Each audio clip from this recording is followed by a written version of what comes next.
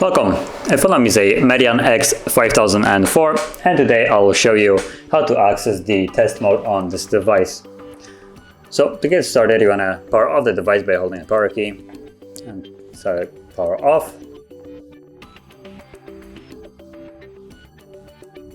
And once the device is off, you want to then hold power key and volume down, so power, volume down, both keys at the same time till you see the MEDION logo. It is right now. At which point you can let go.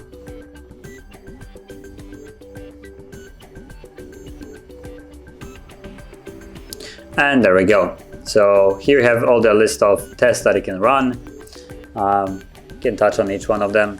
And basically what it does is, for instance, flashlight, if you front, that's interesting, I didn't know that there's a flash in the front, but you can see that it basically starts spamming the flash, and all you need to do is say either if it passed or not. So this one most certainly passed, as you've seen. Then you also have the back, which does the same thing, as you can see, a light flickering. So also passed. And you basically click on each one of them, it performs whatever it's supposed to test, and you can decide if it passed or not. So in case of stuff like the cameras, or I guess all the flashes and stuff like that, you can clearly see, but other ones, I'm not really sure how it's gonna go. Okay, so there you go. Gyroscope changes how it's positioned. So there's pass. So you can, some of them will require a little bit more fiddling around if you want to test it, changing, or for instance like comparing it to the flash. But you can see that there is basically 3 pages of it, 33 of them, and you can test each one of them. It's a fairly good function to use when you're, for instance, trying to buy a phone from someone.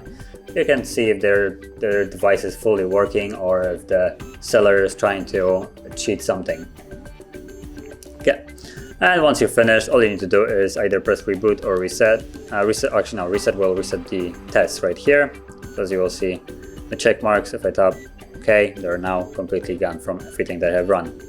And when you tap on reboot, you can leave this mode, and you have shutdown, reboot to FFBM, and reboot to Android. So just gonna select reboot to Android and press OK, and we should be back into the Android.